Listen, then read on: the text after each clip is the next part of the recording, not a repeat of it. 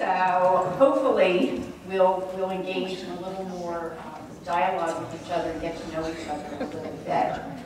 Logistics. So we are sitting facing each other on both sides of the table. We went through a lot of collaboration to determine how we could get a better plan for our group to be closer than we were at the last meeting.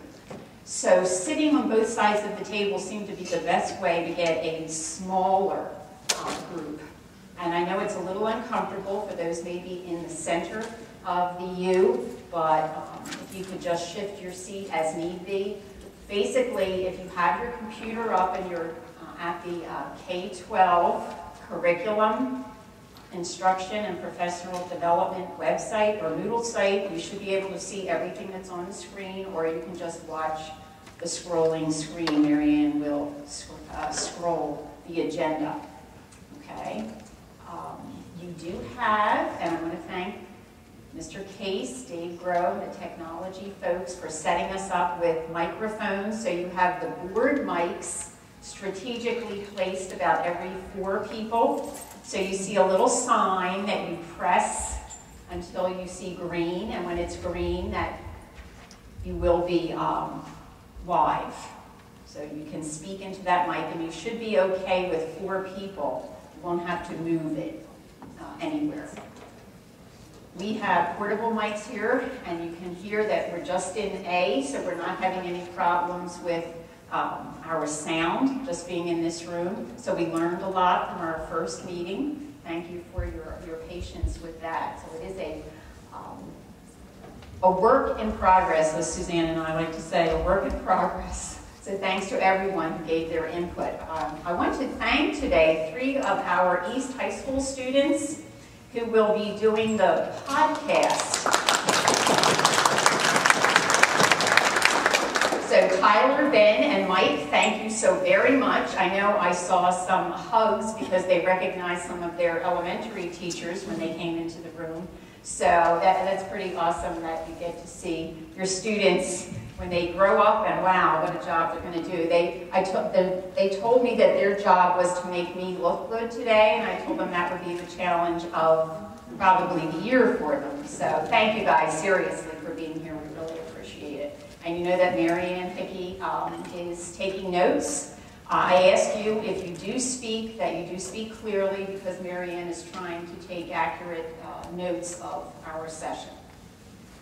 Each of us is on a timeline, so we have X number of minutes for each of the things that we have on the agenda.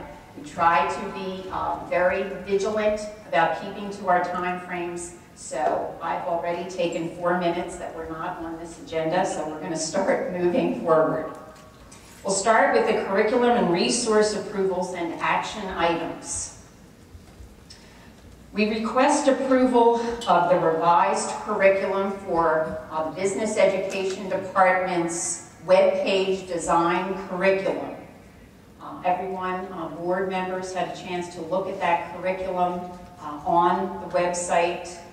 I think Mrs. Alvarez and her teachers did a fine job incorporating the Common Core, as well as working with Mr. Case, I understand. That's correct. And Mrs. Alvarez, would you like to just add something? Basically, we used to teach a lot of skill and practice and skills. We're actually making it more broad, so you're teaching the basics of good web design. And then from there, we're giving the students the tools to go with it and make good web pages, like Ben Warner, who was in my class last year. So anyway, I guess we've been working with Ray Case, and rather than using like a specific application, a specific program, the document's broad enough to where it's a living, breathing document, so we can be changing from year to year with whatever technology or application is current at the time. So we're very happy with this document, and we're very excited about working with you, right? So, anybody have any questions? Thank you. Stuart, no? Thank you, Mrs. Alvarez. We request approval of the IB Language B ab initio at the STEM Academy. AB Initio describes courses taken by beginners of a language during the 2-year IB period. The language AB Initio course is designed for the student who intends to use the target language for practical purposes only. Mrs. Jamian is here to just fill in some of those.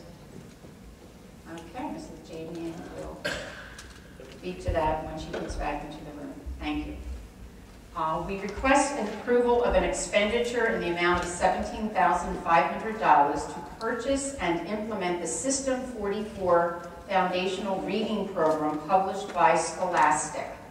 System 44 is a foundational reading and phonics program designed to support the most challenged, struggling students in grades 3 through 12.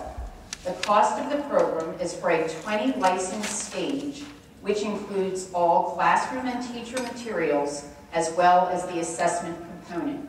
And Dr. Zur and Mrs. Clegg are here to present just some additional details of this program. Good afternoon. Yes.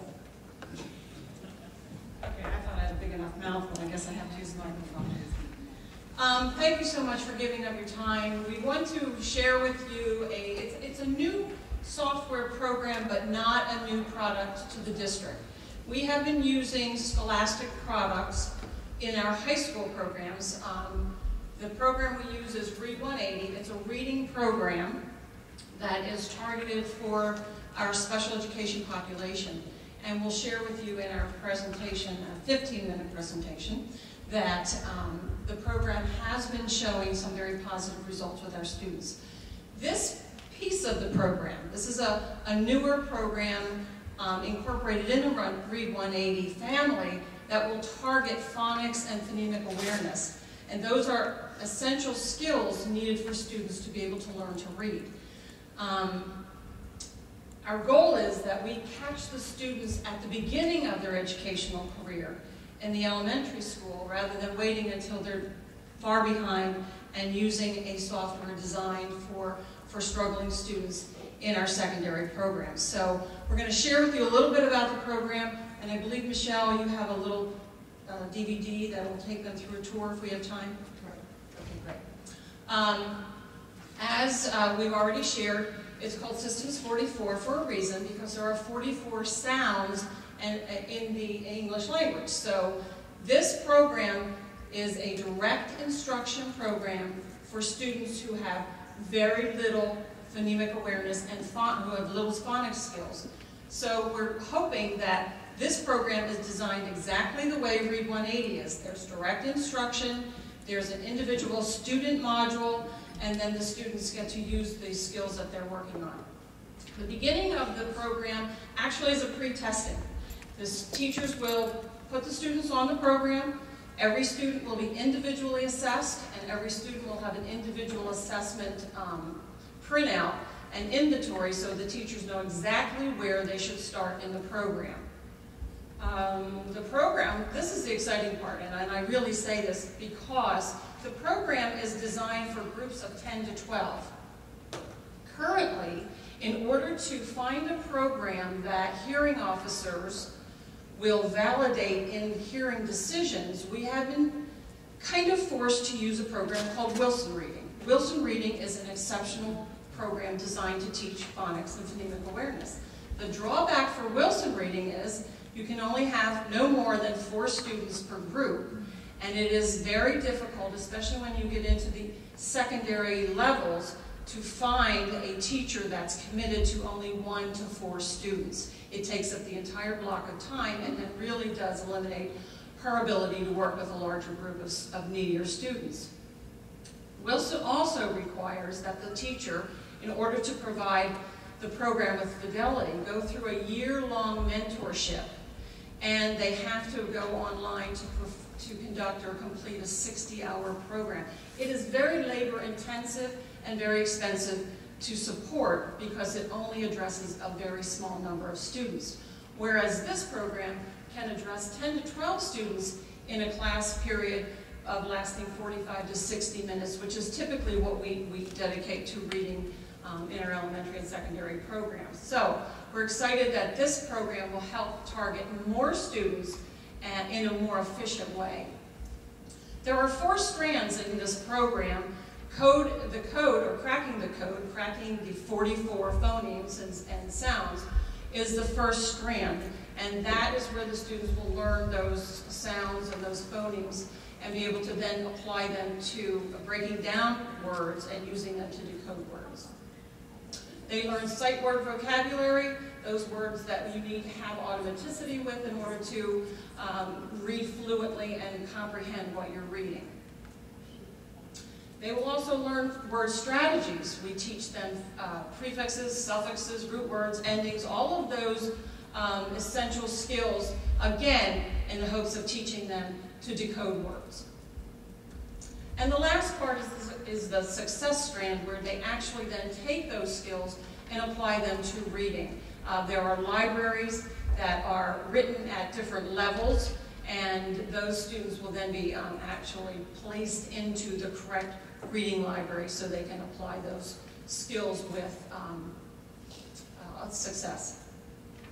Here we have the Downingtown High School East Campus PVAS projections, and I'm very excited to really share this with you because the blue bars are the last year's data. The gold bars are the data over the last 3 years. We've been implementing fully the Read 180 program, the scholastic program at both high schools for 1 complete school year. We started it the year before, but not a complete year. You can see that the blue bars are all in the positive or above the green line, which is hard to tell right now, which shows that that is very positive growth with and this is a special ed subgroup. So the East students have shown over the past year a positive growth and a positive growth for the continued success. This is our West High School campus. Again, you can see that the last year's blue bars are above the green line. The reason you don't see a bar on the advanced is because they don't have more than 15 students, so they didn't create the program. The PVAS program won't give you a bar. I looked at our 5th grade special ed subgroup, and this is only 1 elementary school, and I intentionally didn't put the building on here. You can see that there are no blue lines, and you can see that the gold trend over the last 3 years is not in the positive growth, but in the negative growth, which is showing and really saying to us, we need to do something differently. We've been working with Dr. McNeil, trying to coordinate and collaborate with her as the reading specialist in the district, and we're really hoping to get a real strong partnership as we move forward. And again, here is another 5th grade subgroup in one of our buildings. The reason that I share this with you is because we really want to do what's right for kids and catch the kids early. Waiting till they're in high school isn't ideal for any of us. So if we can implement a program that will help the kids while they're young learners, then I think we're doing right by the students and certainly by the district and the parents, actually. The cost of the program is, as we said, $17,500. It's a 20 licensed stage. We can use them in any building, wherever we choose. We've already looked at some data for specific elementary schools, but we haven't had the opportunity to really meet with those principals yet because we're looking for some direction from the Curriculum Council. Another piece that I forgot to mention that I just saw up there is that the funds for this program have been budgeted, are already currently in our budget, and they would be taken from medical access monies that are earmarked only to be used with special ed populations. Any questions? It's designed for grades 3 through 12, so we would start in grade 3. Good question, thank you. Jane? With the Wilson program, does that mean we're going to be using it anymore, or will we continue to use that for some of our really delayed students? Good question. We don't have a lot of students that are, we don't have a lot of teachers that are trained. We offer a training every year. We put it out to all the staff, and it's very difficult because they have to give up some of their summer and they give up a lot of their time during the school year. So our numbers of teachers that are trained in Wilson are limited. But if we do have students that need Wilson and we have teachers that are trained, we will continue that. Yes. Barbara? A couple of questions. Are there any training dollars set aside for this program? All of that is part of the training is incorporated into that cost. It is, okay. And does this also involve ESL students?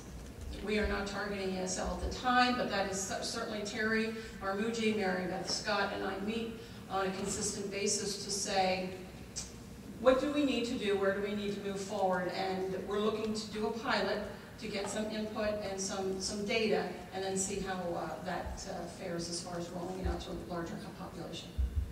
And then my next question is 20 licensed stage. I don't know what that means. Does that mean only 20 kids you can only teach 20 students at a time? Yes, we're only looking to purchase one stage at this point. And how many students would need this type of program in the district? Total district? Yes. I really can't answer that. We're really looking to roll this out on a small scale because we have, as you know, implemented fast forward in some buildings, and we want to keep the data to show which programs are creating change, and when you mix the variables and mix the interventions, it's hard to discern which one caused the positive growth. Okay. So we're looking to start small. To test it against other programs that we're already using, is that what you're saying? No, actually to augment what we're doing now, which is corporate grace interventions in most of the special ed classrooms.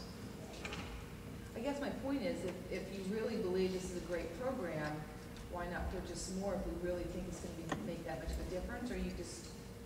That's a great question.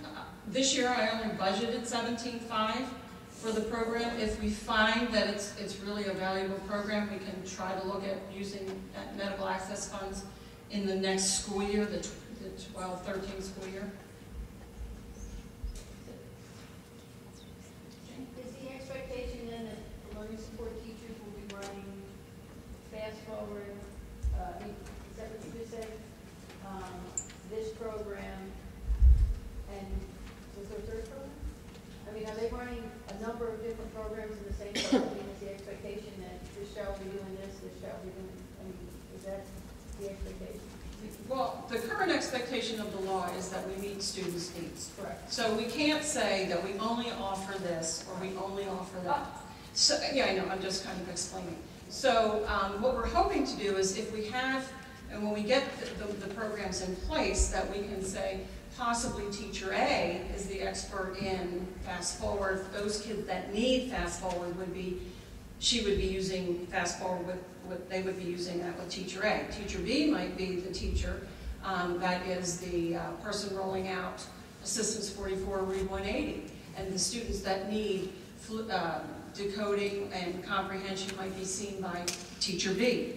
People that need fluency might be using Read Naturally, and that teacher C might be seeing those kids for part of the reading block using that program. So, except we don't have 3 teachers necessarily in the building. I mean, we have 3 special ed teachers in every building, in every elementary building. But it's not just about, it doesn't mean that you can only be an expert in one program.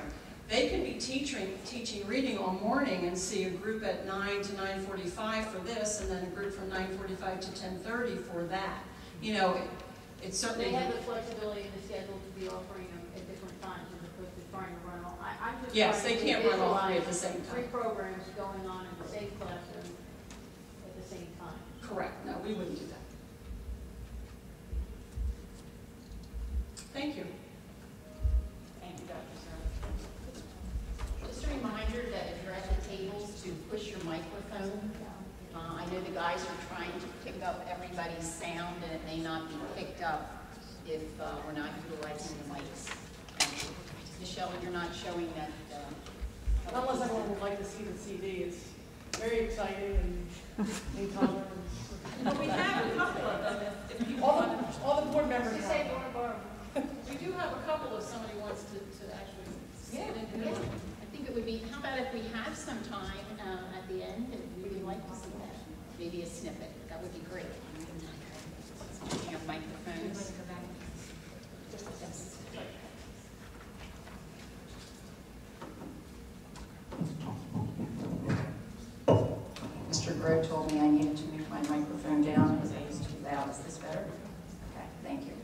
So thank you, Dr. Zara and Mrs. Clay. Mrs. Jamian, we're ready to hear some details of the IB language Initio program. Great. The IB language Initio was basically instituted for students who had almost no language skills. And the IB made a change this year, which is why I'm here requesting that this course be approved. They're allowing students who have had some exposure to a target language and or are actually struggling in the target language. The purpose of the course is to make sure that they qualify for the IB diploma, even though they may not have a level of proficiency where they can actually speak, write, and carry on in the language almost at a native level. So they've opened that up, and what we're looking for, and given that many of our kids will have only had 2 years of that IB language, or of language before moving into the IB program, we want to make this available to them. And then of course this will be teacher evaluated and so on. But the purpose of this course is to arm and create a skill set for students who want to use the target language for practical purposes only. Are there any questions? Yes. So can they use it to get the diploma? Or Yes, they can use it to get to the diploma. So if a student isn't particularly strong in the languages, for instance, and the teacher recommends them, there is this sort of component. The IB doesn't want to see really stellar kids taking this course. This course is really for the students who struggle, but shouldn't be denied the IB diploma. Do you know how many students might be interested in taking it for next year?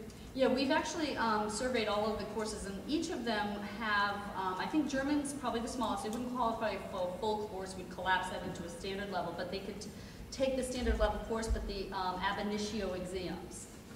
So we can collapse them in. Even if we don't have the numbers, we can put them in with the standard level kids, and then at the same time we'll have a differentiated instruction. And that will be the case in the other languages if there weren't enough students that qualified for ab initio. At the same time, we could guarantee that they would have that opportunity to go for the full diploma. So then we need to send one teacher for training? Is that the expectation? No, actually, what's nice is that our standard level teachers have had sufficient amount of training in order to implement the ab initio. Cynthia? Yeah.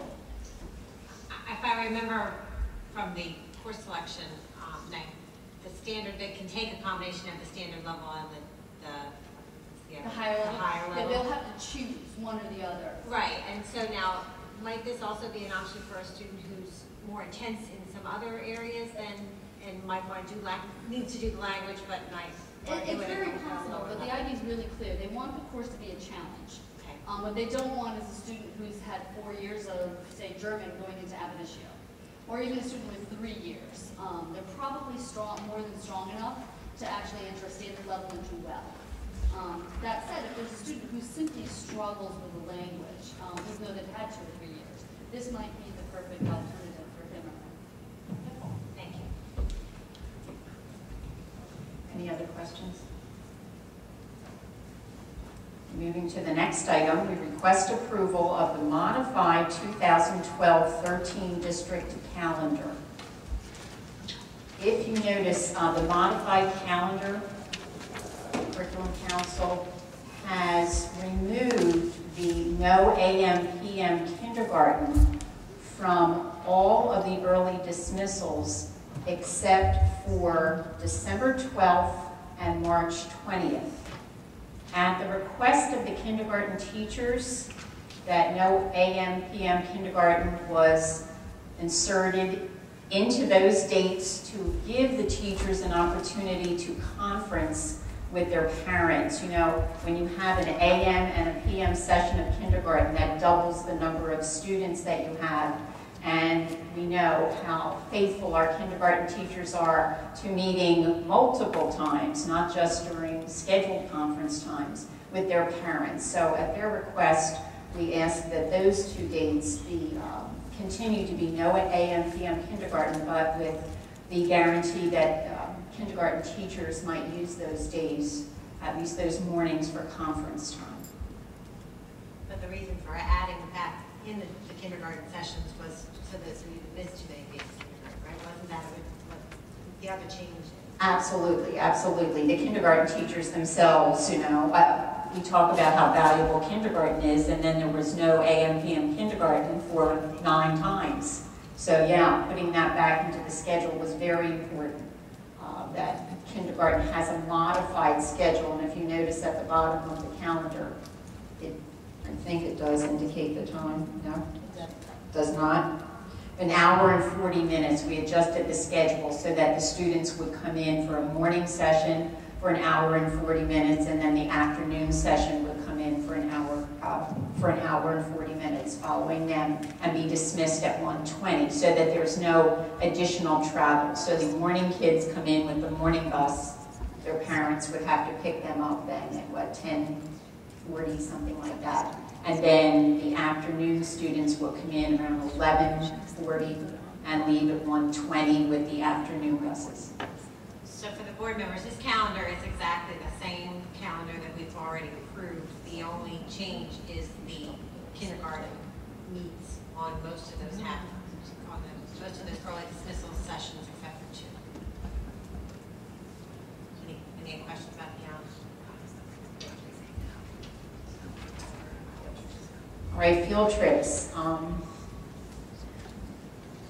For the board's pleasure, we provide the board with the agenda and addendums, documents the Friday before a meeting. Well, the field trips changed from what you received on Friday. So what you see highlighted are the requests for field trip approvals that we either didn't have in our hands or were received after the date that we gave them to you.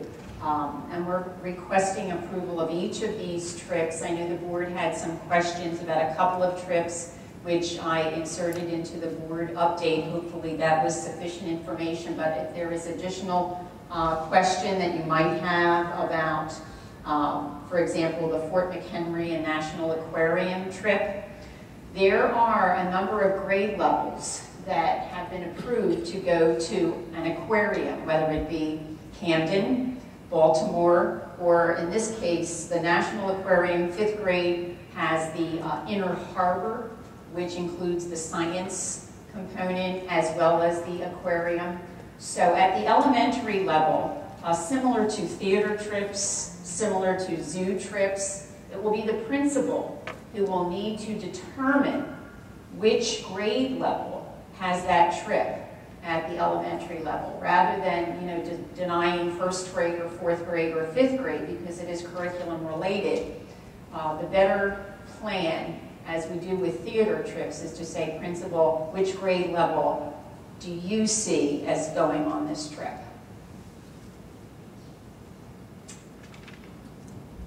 The zoo trip, again, the Elmwood Park Zoo, that came up as a trip because Philadelphia has been approved, but this teacher felt, looking at the needs of her children, Philadelphia was just too big and too far for her children. So the Elmwood Park Zoo was more suitable. So now we have zoo trips. A zoo trip to one zoo or the other would be the trip that a principal would approve for a particular grade level, because again, it's 1st grade and 7th grade who have a zoo trip approved. And so anything that's highlighted, the Future Cities engineering team, very valuable. What did we get this year? Honorable mention, Dr. Reed, in those trips and those competitions? So third place now. Are there any questions about the field trips? And again, we're trying to be more vigilant about identifying the type of trip, so it's either curricular, in which case it has to have a curricular connection, or it's non-curricular / social trip. There really is no designation class trip.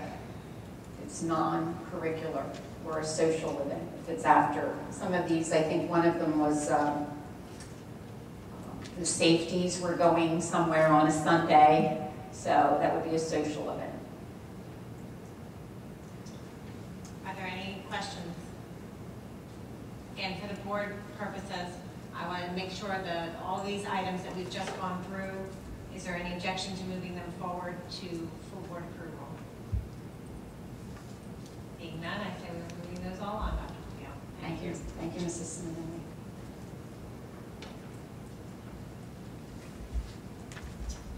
Miss Saxa is not here today, but I did want you all to know that we do have a new supervisor of professional learning. Her name is Jennifer Saxa. Jennifer comes to us from the Upper Darby School District, where she currently is the principal of Aronimink Elementary School. She has served as an assistant principal at Middle School, and prior to that, she was a high school English teacher. So we think she has served all levels well, and we're very excited to have Jennifer on board, which we think will happen sometime in April.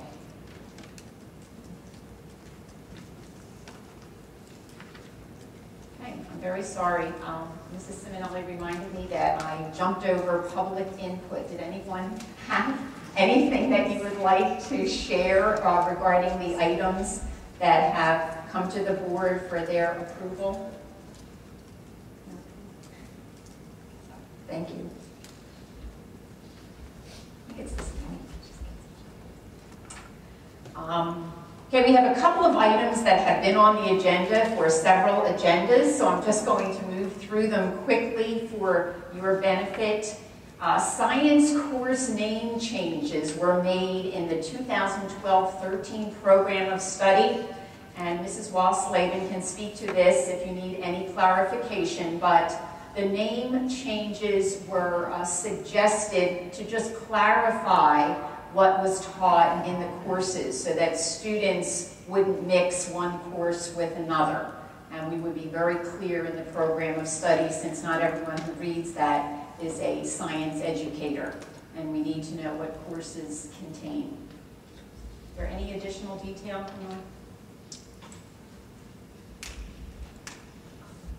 Push the button up. Yep, okay, go ahead. I did. Is it no, it's on the side. Okay, go.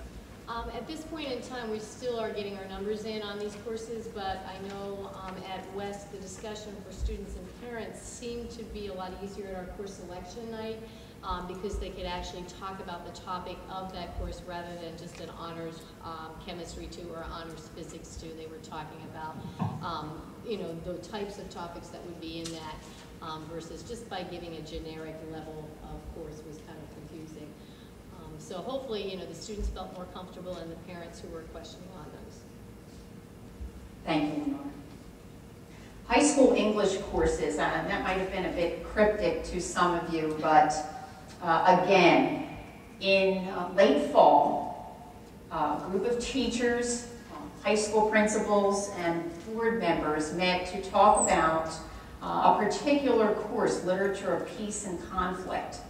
And there was some concern generated and communicated to board members about the rigor of that course and whether or not, because it was so popular, whether or not that course should be identified as an honors level course. So we had 2 meetings, which went very well. We talked about the rationale for the course not being an honors course, that it really was intended to spark the interest of students who might not be readers, so to speak. So the content of the curriculum, the selection of the literature was really targeting that group of students. And so to move it to an honors level would really be defeating the purpose of creating the course to begin with. So then we started to talk about, you know, juniors, honors English, and how difficult that's perceived to be. Some in the group said, well, that's a good thing. We're looking for more rigor in our courses, so we don't want to step back away from rigor. We want to encourage students to take rigorous courses. And so the very bottom line through all the discussion was, we're going to keep the junior honors English as is, as rigorous as it is, because we think that's a good thing. We're keeping the literature of peace and conflict as is and not changing it to an honors level course. And teachers and counselors are being encouraged by their principals, as well as the English teachers, I'm sure, to encourage children, the students, to take the Junior Honors English course and not shy away from it if they have an interest and are ready for the challenges of a rigorous English course. And then the last thing was that we're going to explore an AP language and composition. Right now we have an AP literature in English, but we don't have the language and composition.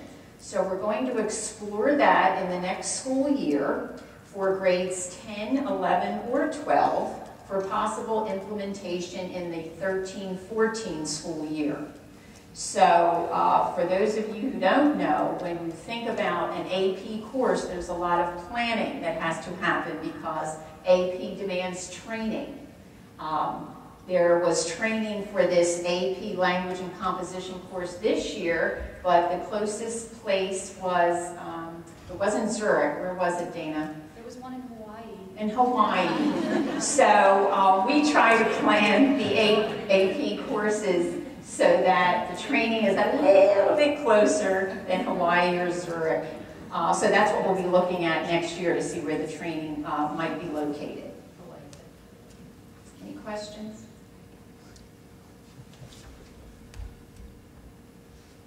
All right, the curriculum leader job description. Everyone should have a copy in front of you of the draft curriculum leader job description. Oh, I'm sorry. I guess I was so anxious to get to that. I'm sorry, Dr. Downingtown. Qualitative evaluation of the STEM Academy program. Oh my goodness. You guys can edit this podcast, right? All right, so we have Mrs. Jamian and Dr. Am I saying that your name correctly? I'm not a doctor yet. You're not a doctor yet. I'm striving. You're striving. Keep trying. Yeah. It's all about persistence. I'm just going to introduce Andy Danilchuk. Yes. Andy is from the University of Pennsylvania's Graduate School of Education. He's a researcher and a lecturer and a teacher-educator. Basically, what he's doing for us, and we're participating with him is he's creating a survey of focus groups that are as part of sort of conducting a program evaluation. It's evaluative, of course, but it's not a scholarly research project. In other words, it's basically for informational purposes, and I'm going to let Andy explain all those sort of details. It's not merely about the data, but it's also those interactions between people, teachers, student and teachers, parents and teachers, and so on. And we're hoping to use a lot of this data for the sake of, a little self-reflection. What do we need to change? How do we need to adapt? Are the methods that we're employing really working? Both either in a quantitative or a qualitative sort of sense. But I think I'm going to hand this over to Andy and let him give us those very specific details. I'm here to back that up. Good. All right, I'm really excited to be here today. I very much enjoyed all aspects of the work I've done with the folks at STEM so far, whether it's the survey data, the follow-up meetings we had with the leadership team, where we analyzed the data, talked about it, made some initial plans, and then set up focus groups. The data surveys were done in mid-December, December 11th? Yeah, at the end of December. We had the meeting in January, and then we ran focus groups 2 weeks ago. So here's, I'm just going to run through the data. We'll try to do this pretty fast so there's time for questions. The overall results. These are the demographics. We gathered data and separated into categories for 9th and 10th grade, for students, and also for years of experience for teachers. If you look at the slide, the results are extremely positive. The averages are over 1 on a scale of 2 to -2. Basically, the surveys were done on Likert scales, where there was a statement like my school is safe or something like that, and they could choose strongly agree, no opinion, disagree, or strongly disagree. I assigned values and numbers for running the data through Excel and things like that. So very positive results on all groups, with teachers being the highest a little bit. These are the results of the student surveys, and I took the questions and made them into topics like The facilities are well maintained and in good shape. My school is safe. That was the highest of all of them. There were questions on teacher quality, teachers being prepared, I am learning, there's mutual respect, and overall satisfaction with the program. I'm going to bring your attention to two things. The school, students feel extremely safe and secure at their school, and that one was well above the standard deviation. All of these were positive. I took apart the negative thing and just condensed it to the areas so we can look closely at the positive results. The e-text, I enjoy using e-text, while it was still positive, it was relatively lower than the other categories. And that was something we really were interested in investigating in the focus groups, but it really stood out from the surveys. And we looked at the different categories, male, female. There wasn't really that much difference, very, very slight. So it's not really even worth examining much further than that. And those give you the group averages by their topics in those different areas. There was real interesting dialogue in the teacher leader meeting on how some of those things played out differently. That's where some of the differences were interesting. In the surveys, there was also open-ended comments, and students, some of the themes were how they liked the freedom of the school, felt like being in college. There was a lot of collaboration, a lot of group learning, project-based learning. They enjoyed the technology, especially the laptops, and they were just crazy about their teachers. There's lots of positive things about the teachers. The negatives, there's this thing called this temperature, that apparently temperature is kind of out of control in different areas of the building. I think they're working on it, and maybe there's progress, but it was kind of funny to see this temperature all through the result. Project-based learning was also negative. At that time, students were talking about how, some of them talked about how great it was, and others were talking about how challenging it is, how it's so different, how it's hard to get adjusted to. I think it's really interesting that it's both a positive and negative, and that's typical when a school tries to take on a much more progressive, rigorous kind of approach like project-based learning. So it was very interesting. There were a lot of logistical details, and I think George and Cynthia have been very responsive to that with their team, and some things about teacher coordinating due dates and things like that. Now the focus groups for the students, I have to say, the students I talked to, yeah, a focus group, if you're part of a program evaluation, often you'll do a survey, or you could just do a focus group to start, but if you have other kind of data, it might guide you to know what things you want to investigate. I mean, survey data only gives you some numbers, it gives you maybe a little bit of information, but in a focus group you can ask questions, have follow-up, get into the complexity behind some of the things, and really understand them in a much more nuanced way. So through these focus groups, I was very impressed with just the level of how articulate and intelligent and committed your students are. These were 9th and 10th graders, and they seemed like the business leaders of America or something amazing like that. We looked at the e-text issue, and a lot of things, it's still very complex to understand, but essentially students are having some difficulty in transition, and there are some technical issues in just the modality of it. Not all e-texts are created the same, and in some ways, some are easier than others to navigate, and students are learning about how to do that. A lot of them prefer using hard texts, and in some classrooms there's mixed usage. There might be a classroom set of textbooks, and students may choose to use them. There are some things about highlighting, but you can highlight on e-text too with the right app. So I think there's like technical things that could really improve that experience.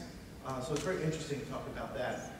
They talked about how in the beginning of the year it was really hard to adjust to the rigor and challenge and just different ways of learning in STEM. Although they seem to be talking about how things are changing now. Now they're more comfortable with it, they get it, they understand project-based learning, they're excited about it. There were quotes like, "We are learning without realizing it," and someone said something, "It would be easier if they just told us what to do." So it's sort of marking the shift to just a different kind of thinking. So some teachers would ask a teacher a question, and the teacher would respond with a question. And some of them initially found that annoying, now they understand the value of that. And it's kind of transformational kind of process that's undergoing there. There's a tremendous student buy-in and a very strong sense of community culture there. And this was fascinating. They swear there was no bullying at STEM. There was no bullying at STEM. So in high school, if any high school principal told me, there's no bullying at my school, I would not believe that. Based on the survey data and based on the focus groups that I have with students, teachers, and parents and the interaction with administrators, I really believe that. I believe there's no bullying at STEM. If there is, it's some outlier thing.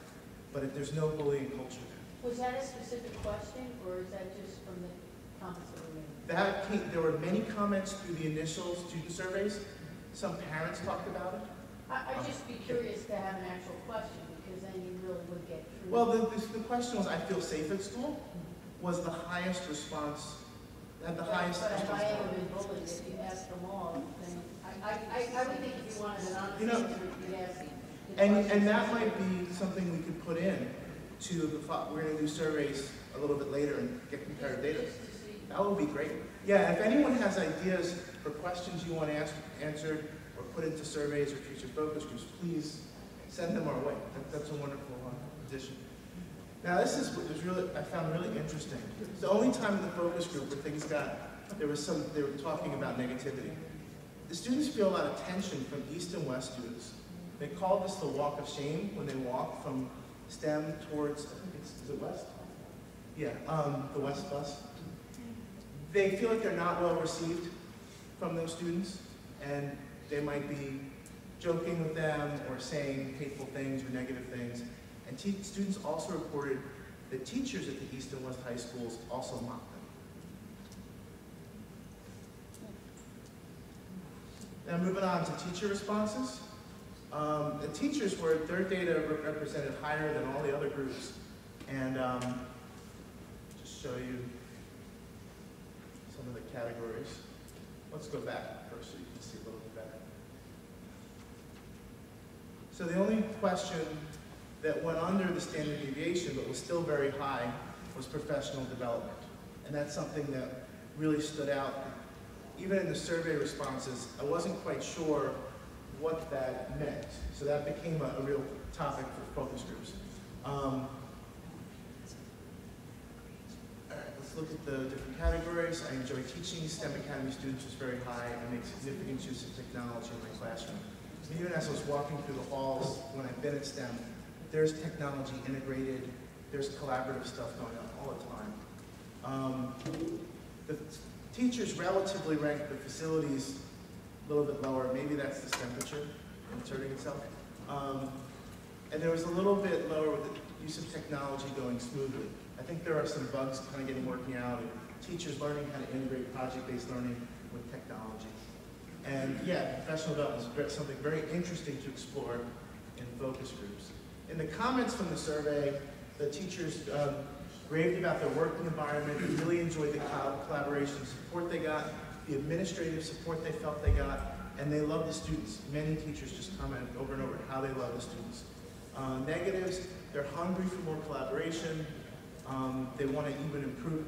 These teachers want to take it to another level. But they also mentioned that there's intensity and stress to being a teacher at STEM. And they mentioned professional development needs, about wanting to learn more about technology and also have more collaboration, more project-based learning support. Focus group, again, like the teachers were so, I've been to work with many groups of high school teachers, and usually there's a level of cynicism or a little undercurrent of negativity about stuff. But these teachers were so positive. They were so energized and just dedicated to their job and really excited about it. They clearly deeply care about their kids. They constantly talked about collaboration, how they enjoy working across disciplines with people in their same disciplines, and creating opportunities for students to work in teams and supporting that. They really own the school, and they're really part of building that culture. They discussed how they felt more comfortable with project-based learning, and they wanted the professional development to accelerate that process so they can be aligned to each other on that and exchange ideas and also move forward. And they wanted differentiation with technology, professional development. Some of them want to just get some stuff out and be able to play with it and develop it and have freedom. Maybe like that design for that web page thing, let the students go with it and create. I think some of the teachers would like to, not just have a basic session of technology, but based on where their needs are, so they can grow in the best way with that. One of the quotes are, "We are working harder, but feel more energized." And I think students sort of talked about that as well. And it's interesting, we talked about technology, and it wasn't like this, it wasn't like the end thing or the center of the work. It was really the tool or the catalyst to accelerate the learning. Like the technology enabled kids to collaborate. Like we talked about how there are kids who are sick who could, they can Skype into school. They might be too sick to be at school, but they're in school in a virtual way, collaborating with their peers, or they're interacting through different documents or all sorts of screen sharing. I don't know all the technology that you use, but it's really used as a vehicle to deepen the learning. All right, parent responses. Also really positive, although informed a little bit less positive. Okay, school facilities are clean, safe environment. I am kept informed about my student progress. Those were the only 3 that were out of the standard deviation range. Move forward. These are parent averages. Yeah, I didn't put the buttons for that, but you can see the differences with 9th, 10th, male and female. Not really much difference. The parents' comments in the survey, they raved about how their children love and enjoy school, and some of them it was a big change. Like they now love going to school again, they're really interested in it. They like the learning environment, they love that students are challenged in the academic rigor, and the kinds of learning things that they're made to do through project-based learning and that kind of analysis that goes with that. As parents often do, they talked about the need for more communication and more involvement. They felt that the transition was different for some of their students, and that led the leadership team to discuss ways of strengthening the transition for 9th graders next year and thinking about the transition of 10th graders to the IB program. So it's really useful. A lot of them reported that students are stressed, that they're working long hours at home and homework, and they're being forced to think in different ways, and that's really challenging for them. There are a lot of really interesting comments in that. Now, the parent focus group, they're a really dedicated, enthusiastic group, and they really helped each other understand some of the topics we talked about. The group was enthusiastic, there was a strong sense of community among the students, they felt, and they felt that their students were benefiting from the program. One parent in the group talked about how their student went from a straight A student and now is a solid C average. She has a heavy workload, but also shows a sense of pride in the work, feels that she's getting smarter, and George Curie talks about how effort creates intelligence. Maybe that can play out here. I will tell you that that parent is weighing her options. She wants to know if she should send the student back to a high school where maybe the grades can go up, but she does value the kind of learning. So there's a little ambivalence the parent had about what to do with that. The grading system is much more realistic in terms of students getting feedback and the sense that there's no grade inflation. You have to really work for your A, and you have to do it within the modalities of the design of the school. So it's choosing to really challenge that way. And again, it turned negative when the parents talked about how students are mocked by the West and East students on the walk to the bus. And they described it as the walk of shame, not because the students are shamed or feel shame, but they're embarrassed by how they're being treated by the students as they walk.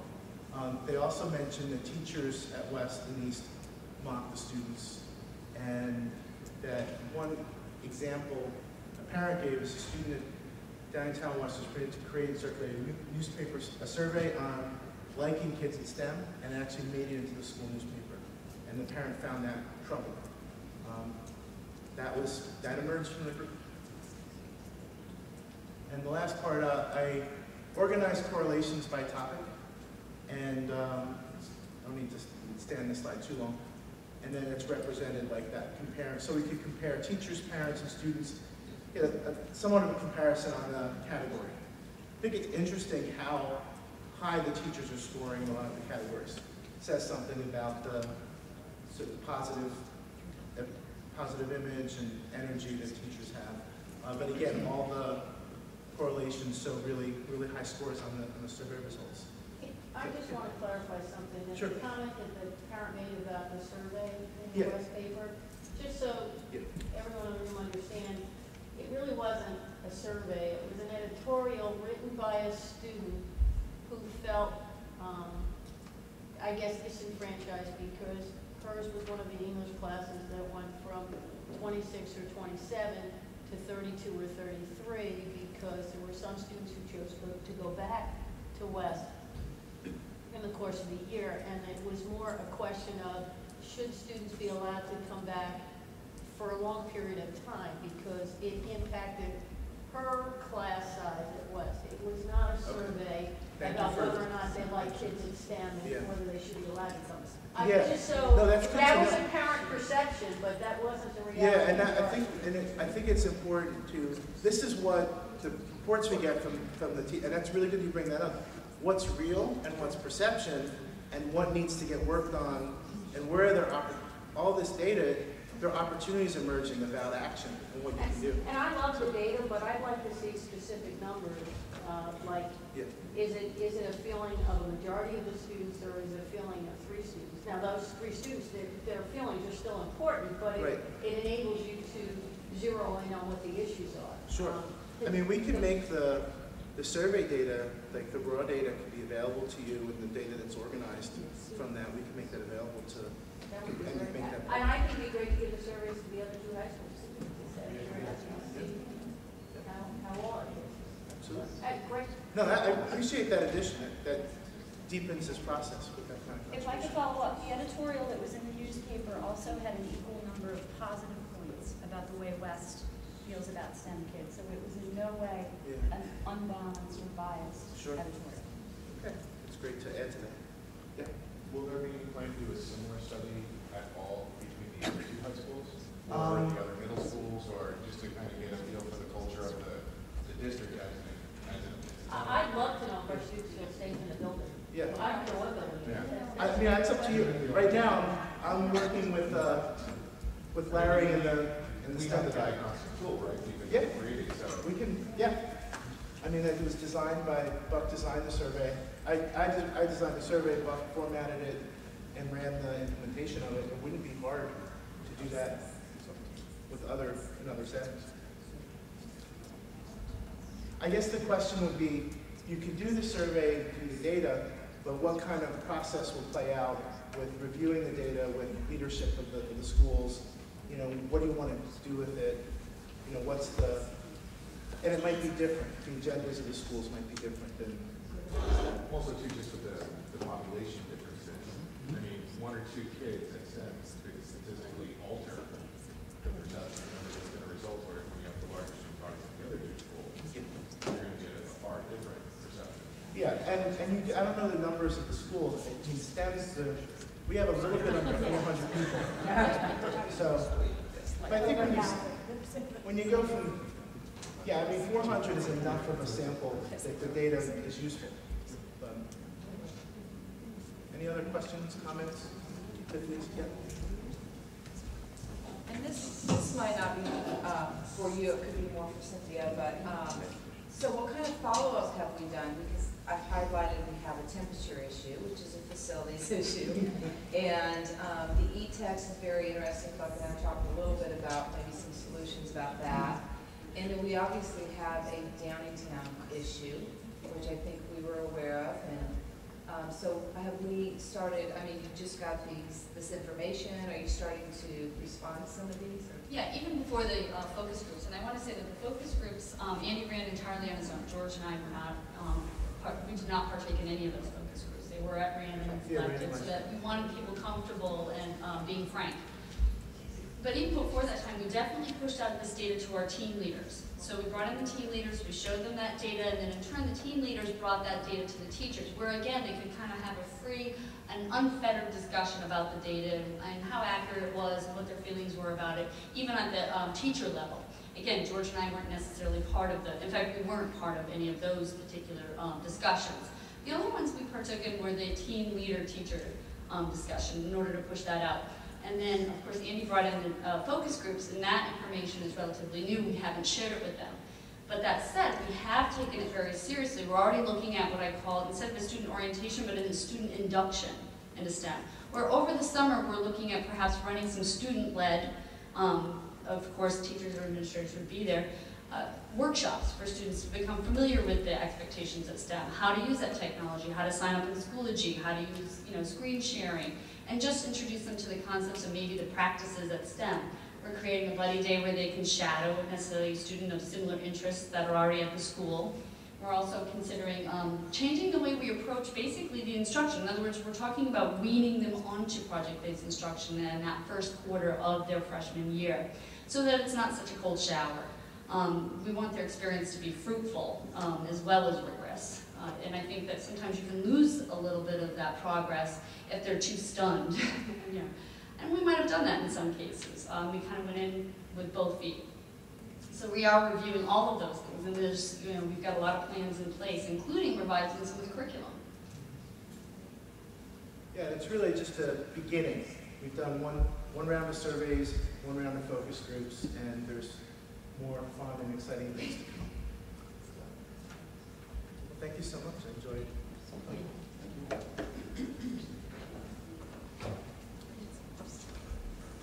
Thank you.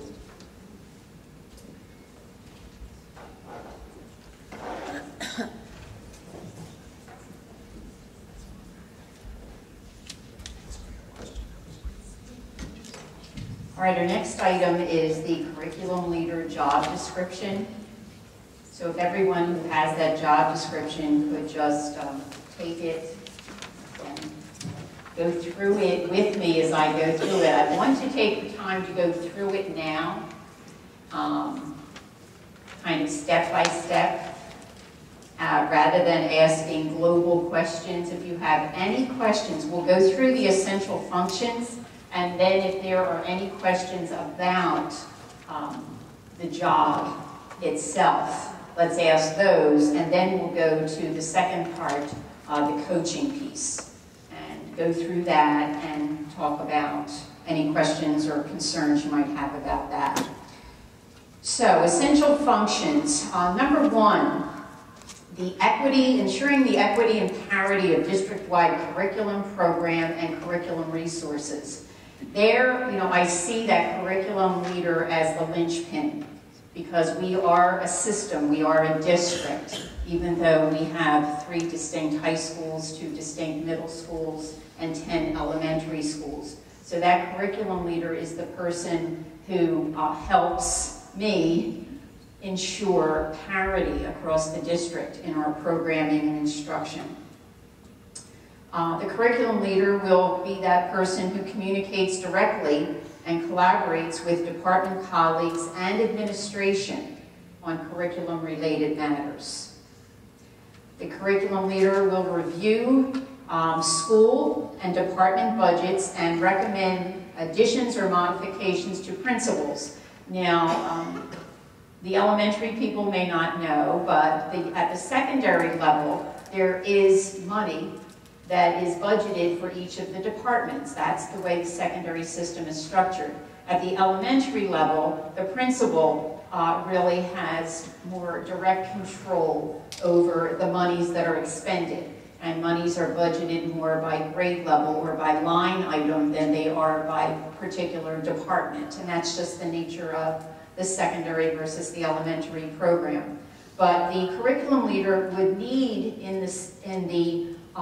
with the essence of it being an equity, parity, system-wide approach, to take a look at how budgets are being expended in the various departments, knowing that we would want to have equitable, and equitable doesn't necessarily always mean equal, but equitable resources at in each of our buildings.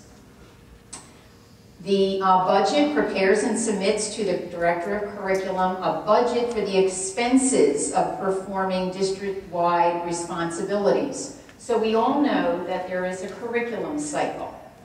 And the curriculum cycle is really a budget planning tool.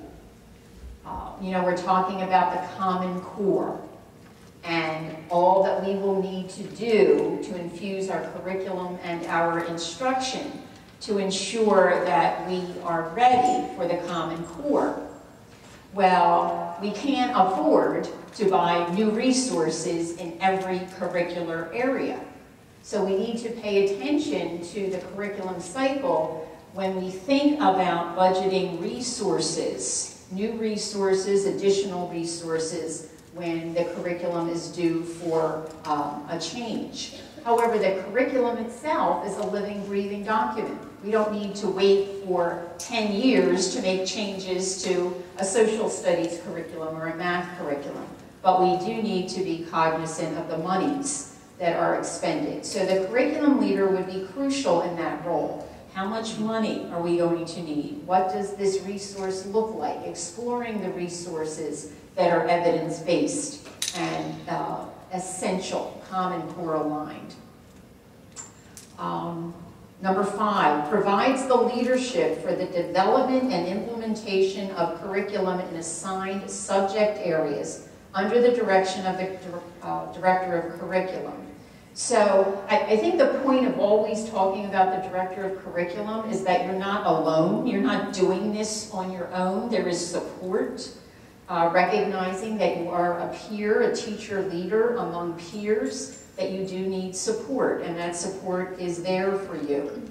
But you are a leader among your peer group, and that's an important role, one that we take very seriously. Primary responsibility, number 6, for designing local district-wide program evaluation procedures and interpreting obtained results. So much of what we do, we fail to evaluate. We put a program in place and we say, well, it seems to be working. Maybe we take a look at PSSA data and say, well, the kids are doing better. But do we really take the time to evaluate the program itself? Do we take a look at student data? Do we take a look at, as Andy was talking about, the feedback that we might have from the practitioners, from the teachers in the field, instructional practices? What do we do when we evaluate a program? This is pretty essential, but it's been one of those things, I'm so sorry. It's been one of those things that has been hit or miss in the programs that we've implemented. So this is a crucial role. Coordinate and facilitate district-wide meetings and activities. You know, you are the frontline person with those Wednesday meetings, so the calendar that you took a look at, the early dismissals, those Wednesdays will be led by curriculum leaders. Attend and participate in curriculum councils, so you'll show up and you'll also be an active participant. That's why you have microphones, right? Prepare and post meeting agendas, which most people are doing. The Moodle, if you've gone onto the Moodle to take a look at the agenda, it is in a state of construction, and so it doesn't look as great as it should be, but people are communicating with their teams. If Moodle has been in that transition state this year, they're communicating via email with agendas and minutes.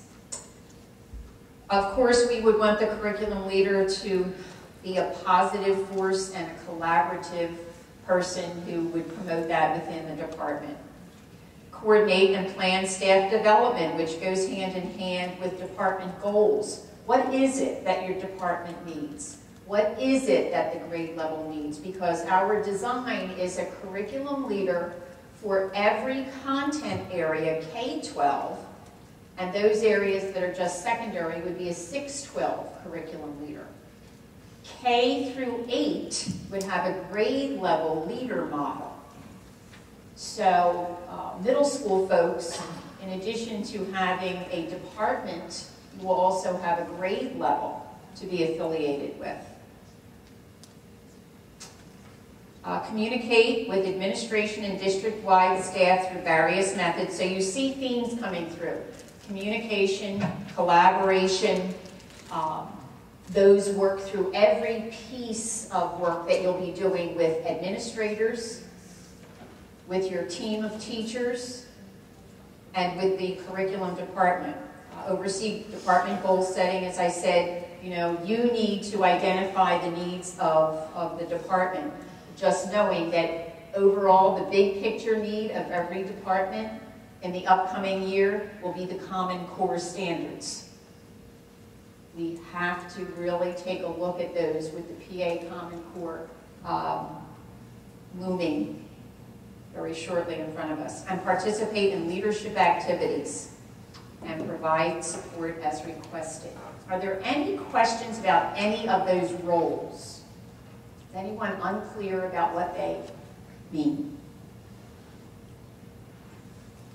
Wait time.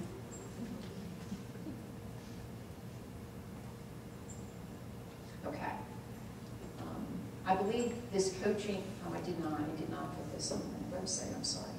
The coaching piece, all right. So I want to clarify the coaching piece with the qualifications that are on the flip side.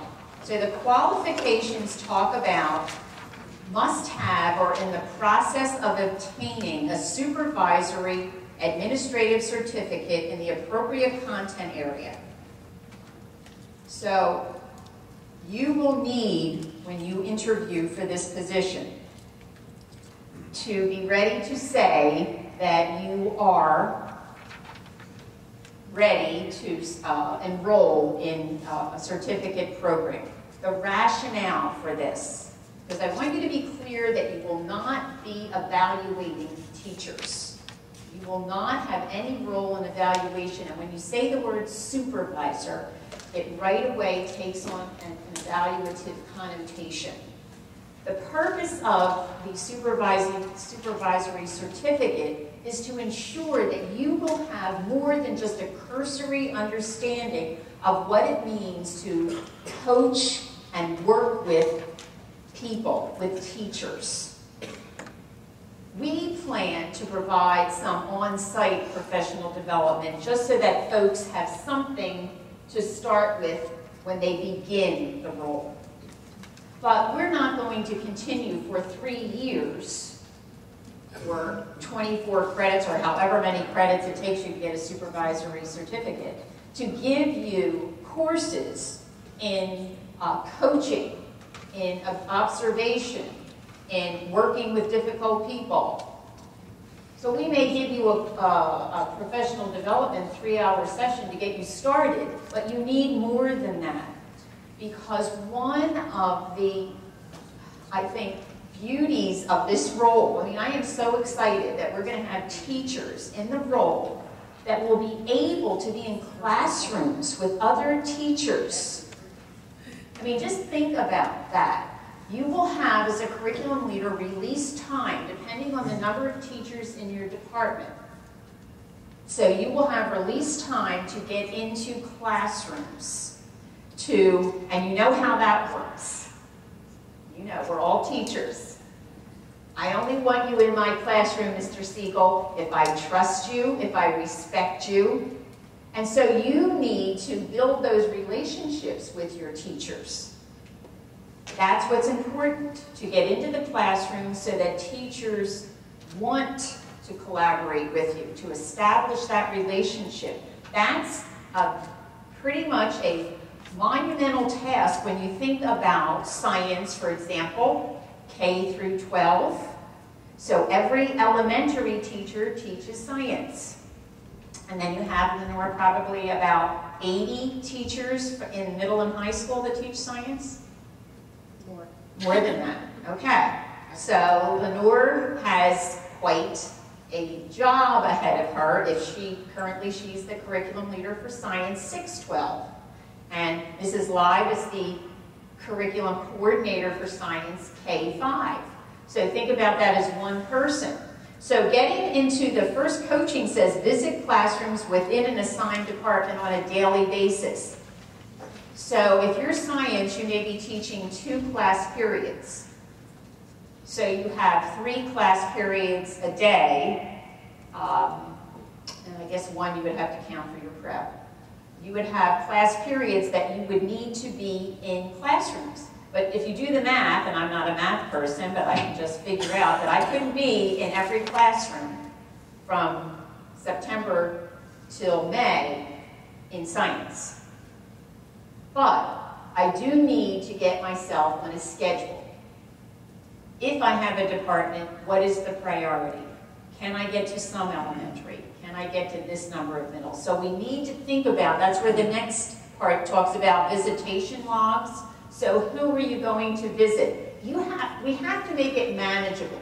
You know, every great idea, which this is a great idea, it comes with logistical complications. You know, people say, well, you know, the big picture people don't think about the details, and I'm the person that not me, but and I'm the person that has to implement this, so I have to think about the details. So we have to think about details as a curriculum council. What are the details here? And one of them is to make a schedule that's manageable, but yet has you in a building every day, so that you can establish those relationships and work with teachers. Now, the number 19 is one that I want to make sure you're clear about. Develops and implements a plan of action for self. So you're not developing plans of action for teachers that you're visiting. You're not going into Lynn Morris and saying, oh, Lynn, I was in your classroom yesterday and you really need to work on A, B, C, D. No. The implementation plan of action is for you. Okay, so I have a professional development goal. I know in my department that we really want to focus on assessments and rigor of assessment. So when I go into the classrooms, I'm going to be talking with teachers about, can you share some assessments with me so we can take a look using Webb's depth of knowledge. This is all the professional development we had this year. Let's take a look at Webb's. Let's take a look at the rigor of questioning. Let's take a look at a couple of assessments. So start with some kind of plan of action for yourself. Why are you going in there? What do you want to see? Everybody, you know, no matter how you slice the cake, when you come into a teacher's classroom, that teacher wants to know why you're there. And can that teacher trust what you're saying, why you're there? Which brings us to another piece of confidentiality. You know, with principals, and this is where principals need to be on board. So our curriculum leader goes in, and Zach goes into a middle school social studies class. And Zach's talking with the teacher, working with the teacher through some things, and the principal says, Zach, can I just see you a minute? I'm having a couple issues with Mrs. Hurd-Simmons, and you know, can you just tell me what you saw in there? Are you seeing what I saw? This is something that principals cannot do to curriculum leaders. We have to be sure that when we go into the classroom that we are guaranteeing a trusting relationship. Now that bars anything immoral, illegal. You know, of course we would know that. But if it's about instructional practice, you know, maybe some teachers need a few more tips on this, or somebody else is stellar and you want to point them out and have them demonstrate a lesson to someone else. You want to create that trusting relationship and environment. So we all need to be on that same page. And I'm not saying that principals would do that. I'm just saying to you as curriculum leaders that where I am, your role is it's very precarious in the beginning. So for this to work, we need to be sure that the trust level of teachers and curriculum leaders is guaranteed. Nothing appears on an evaluation or an observation, even if it's glowing, because your role is not evaluative. Coordinate plan staff development, okay. So I don't know, do you have any, just let me say this too, because I did say that every department will have release time. Every department except for math and reading. and maybe support her in those other roles and essential functions. Essentially, math and reading would conduct the department meetings and work with Kelly on math and me in reading to plan professional development and but not be in classrooms. So that's the way it looks now. Art. Then I guess my question is, did you say they will have like a teacher leader in math? They'll have a curriculum leader. So the way the curriculum leader model looks now is the way it would look. So it wouldn't be 2 or 3 released periods. So it would look very similarly to the way it looks now for math and reading. Could you speak to the scheduling for the curriculum department meetings? So the K-12 meetings that will occur like on the 3rd Wednesday? The Wednesdays. What time is that going to occur for the secondary folks about an hour ahead of elementary folks? I don't have that exact sheet in front of me, but I believe the Wednesday meetings were scheduled so that there would be some overlap. So secondary would come first, and then there would be some overlap with middle school, and then there would be some overlap middle school and elementary. Because the meetings are set for 1:30, I believe, is the start time, I think. I don't have that, I'm sorry, I don't have that model in front of me. But you would be, as the curriculum leader, you would be responsible for leading that K-12 meeting. That's one Wednesday of 1 month. And then the alternate month would be grade level meetings. So if there is no grade level at the high school, that would be department meetings again that month.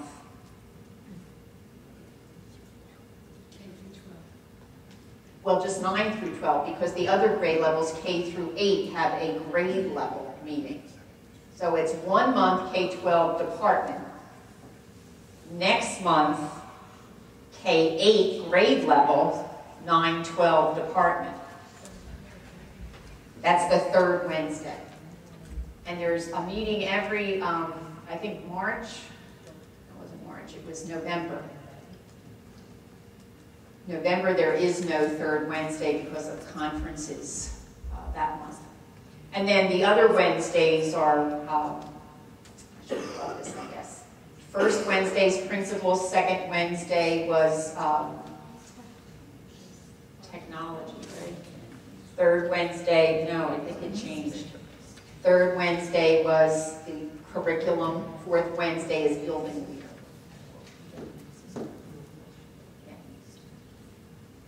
Yes, Julie. What would release time look like if you worked at the elementary school? And you know, I spoke with ADCAP about this. At the elementary, depending on, let's talk about Encore. So Encore, if you were the curriculum leader for art and you were an elementary teacher, then you would have to have your schedule developed so that you would teach 2 or 3 days out of the 5-day cycle, or you would teach in the morning until X time and have the rest of that time to equate to 2 periods or however many periods, 3 periods released. It can, that model can work for Encore. Unfortunately, it doesn't work for any other content area. So if we have an elementary person who's certified in social studies, it will not work for the elementary teacher to continue to teach elementary and be a K-12 curriculum leader. Because you can't have, I mean, how fair would that be, how unfair would that be to a child to have one teacher in the morning and another teacher in the afternoon? So content, it could work for reading, curriculum leader, because reading has no release time. And there are elementary people who are certified as K-12 reading specialists, which is the supervisory cert for reading. would that mean that you would have to maybe hire somebody part-time to? Yes, well, that's what would happen for the other curricular areas, that we would need staffing to fill the roles of, for example, Cindy is teaching world languages, so she would need to have somebody in for her teaching the other part of the day for her classes. Actually, they wouldn't be her classes, it would be the teacher teaching those, yeah.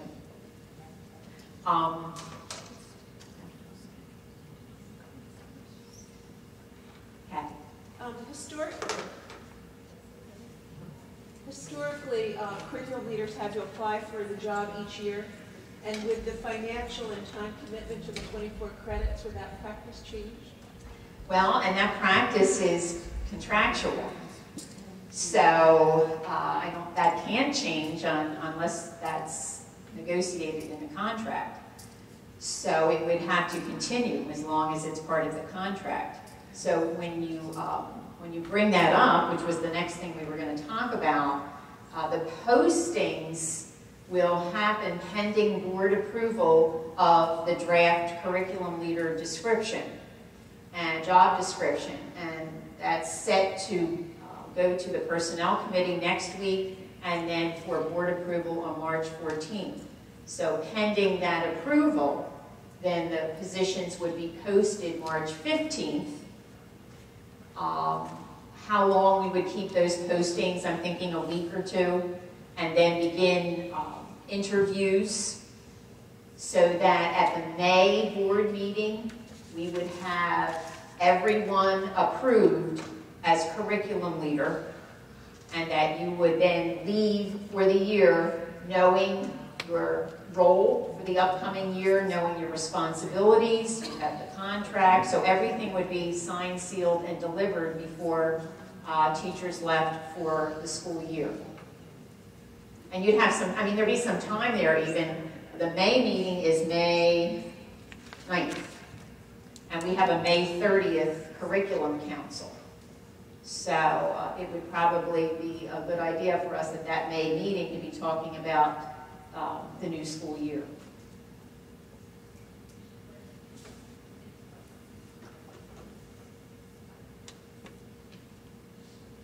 Okay, what else? I see some body language.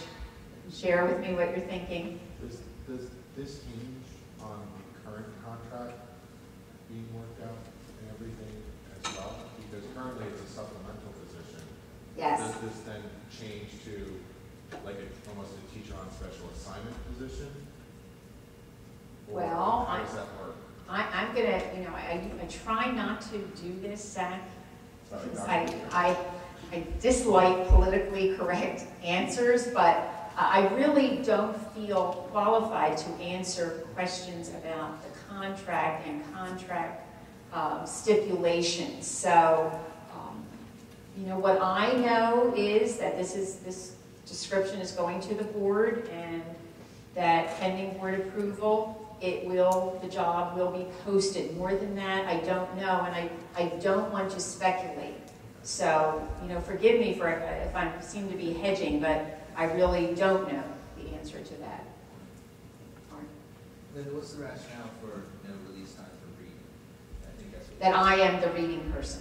I have a doctorate in reading, and I should be the person that should be leading the reading group. I don't disagree, but I don't disagree at all. But how did they get the coaching piece? That's what you're going to do. Yes.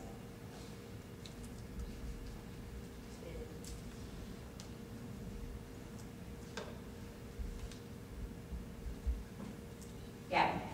I was wondering if consideration has been given to transitioning, I know I'm speaking this at this point, but transitioning out of a CL position back into full-time teaching, and how that can be phased in. If someone has reduced teaching load, 2 or 3 classes, and then for whatever reason the following year decides to go back to a full 5 load, are there any assurances as to location positions? Is that the discretion of the administration? Has thought been given to this process? I don't think thought has been given to it. What was that? And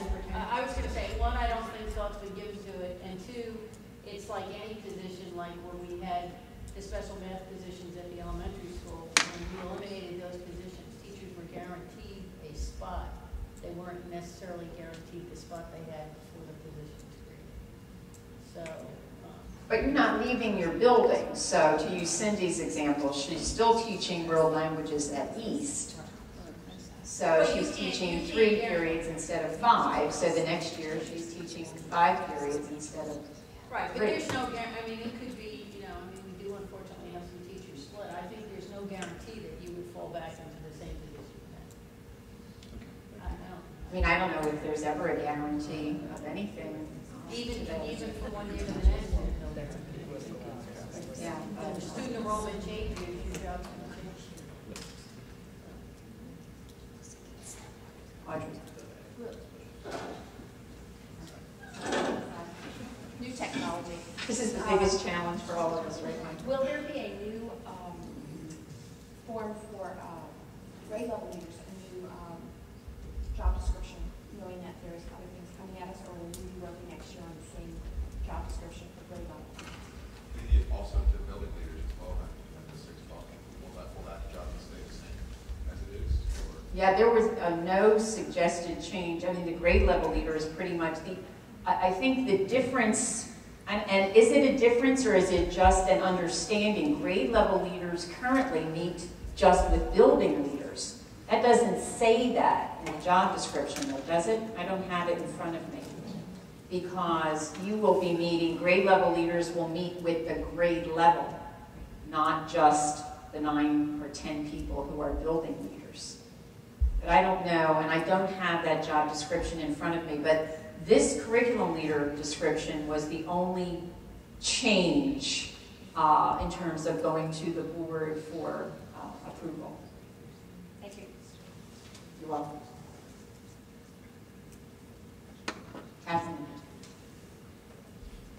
Just wondering if the curriculum K-12 model will work in, are you thinking it'll work in all instances, such as for nursing and counseling and areas where the job roles and descriptions are so different between elementary and secondary?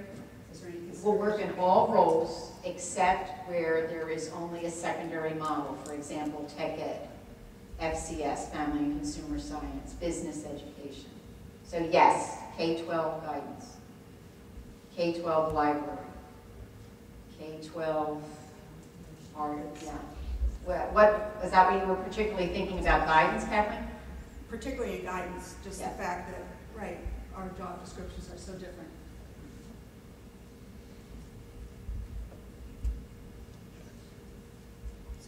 I think probably you could make that case for K-12 anything. When you think about the span of grade levels, but it really is, it's a shift in mindset to think about ourselves and to act on our thinking as a system. I mean, we say we're a system, but then some of us want exceptions to the system. So it's bringing us together. Not to say it's going to be easy. It will be challenging, but I mean, really, who's more up to it than this room of people? And I know people are in the seats to my right who are interested in curriculum leader positions, and they came to hear this conversation and to experience the curriculum council model. I mean, we have great people here who can be and who are outstanding leaders.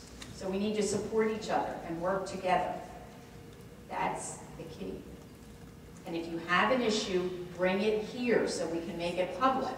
And I'll try not to hedge any more questions other than those that have to do with contracts. Lenore. I'm not sure if this becomes a contract issue or not, but help me, at the middle school, is it still going to have a building leader, or again, does that go back to a creative leader model? Are you still going to have a building leader? Right, in middle school? In science, because we have building leaders now. I don't know that, I think the building leaders aren't designated. The principals are given X number of building leaders, right, Mr. Hurley? And then you designate which departments. Okay. So they're not specific to science or specific. Is it team leaders at the middle school? I'm not in middle school. So there is a building leader too. Yeah. So middle school, Karen? Yeah, there's both. I mean, you've got team leaders and then the building leaders. And you assign them their role. So you may have a combined department. Correct. Like art and phys ed, right, is combined in one of the buildings. Thank you. Right? Art and music? Okay. You're welcome, Zach. How does this affect us as far as STEM is concerned? Will we, since they have their own curriculum and are kind of doing their own thing with the IB program, what will the expectation be as far as, will STEM be involved in those big meetings where we're meeting Yes. 12? So they'll be included? Yes, STEM will be part of curriculum council. And so your visitations would also include? Yes. STEM? Okay. Thank you. You're welcome.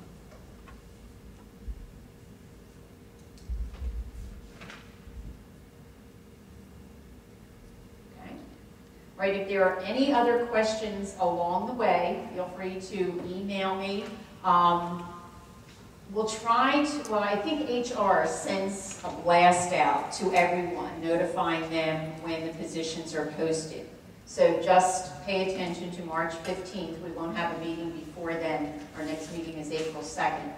Pay attention to that posting when it comes out. Okay.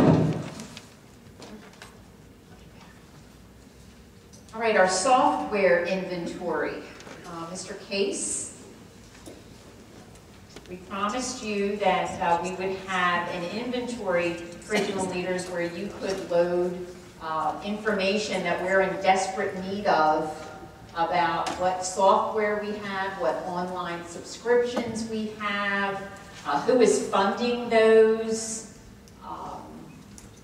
You know, that we don't have an unlimited supply of money, and when we get an announcement that if we want to keep an online subscription, it's going to cost us $60,000 per grade level, I gulped, because I didn't know that we had that online subscription.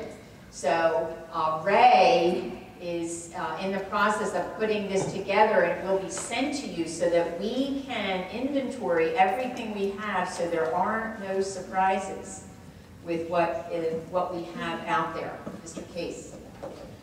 Thanks, Linda. We're going to be doing this in two swipes. One is we're going to send this survey out, which will look at not only installed software, but as Linda said, online services. We're really trying to figure out exactly what titles we have and where the funding comes from. The second part to this will be done by us in the background. We have a piece of software called LandDesk, which is installed on the machines in the district. We're going to have LandDesk go out and assemble every title that's on every machine in the district and do a study of that database to see exactly what is installed where, so that we can have a master list of what is installed on machines, what online services we're providing, and where that funding is coming from. We really need this for a lot of reasons, but we're trying to take a look at those funding sources and maybe perhaps consolidating them somewhat in the technology budget. But in order to do that, we have to know what's out there and what the current funding sources are. This is just an example of the type of survey that'll come out.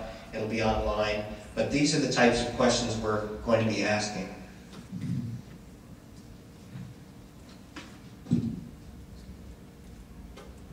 So we're going to be looking at, you know, who you are, your department, and it's really important for us to know that the software or services that were purchased and what funds they were purchased with. This will look a little bit different when it goes online, but it's, even if we're having double and triple data to collection, yes, we're using this online service, that's better for us because we can kind of weed out once we get the raw data in. We'll contact those individual services, we'll ask them how many licenses they have, the schools that are using them, and then kind of have a master look at everything we own. And if you know when the software or service expires, any costs involved, And it's kind of important too to know how many students are taking advantage of this software service. So if you have, for example, if we have teachers using Kia, okay, we have 11 accounts now, but we're going to have a lot more. It'd be really important to know how many students are served by using Kia. So I have 5 classes, they each have 25, do the math. That's how many this teacher, how many students this teacher has that are using that service. So we're trying to get an idea of how deep it is into the curriculum and instruction cycle, how many kids are actually taking advantage of this, and hopefully we'll get a lot of knowledge about exactly what's out there. Once again, it's for us to help understand the funding mechanisms, and if there are 3 different schools using a piece of software that would be better funded if we did it at the district level and got a better level of pricing, that's something that we want to find out. And same thing with individual copies of software. If we have individual copies or 5 packs or 10 packs in 3 or 4 or 10 sites that we can consolidate into a district-wide site license and save money and serve more, that's what we want to do. So we're just going to send this survey out far and wide. If we get duplicates, it's okay, because we'll go back and we'll research exactly, you know, the sites and titles that we get back. And then hopefully what we are going to do is put that out then on our internal portal site for people to actually know what we own, what we use. And then that's going to form the basis of some sort of approval process for how we get software into the district. Right now, we really don't have a very clear, cogent process for how do we buy software. I have some money, I'm going to buy software. So we really have to take a look at a global view of what we have, and then try to make it easy for people to understand, well, you know, this one's already been approved, why don't you go ahead and buy that one? And it'll, you know, before you have to do research on 12 different titles, go to this site and say, here's something that's already in use, here's ratings by teachers. We can do the star rating system like Amazon or whatever. Say, yeah, this is working great in my classroom, or this is a waste of money, don't buy it. We really need to get that type of input too, so we can make intelligent purchasing decisions. So, yeah, question? Well, I was just going to say, it might also, you know, forever, our district is now into data, but it will tell you whether you'll be able to see whether it's really effective. I mean, if only 1 teacher or 2 teachers are buying that software, and their students are doing hands over fist better than other students with great data, or you're seeing no substantial difference, is it worth the investment? Exactly right. It's much easier to study 1 or 2 5th grade math programs rather than 17 5th grade math programs, right? So we can really study its effectiveness if we have fewer of them.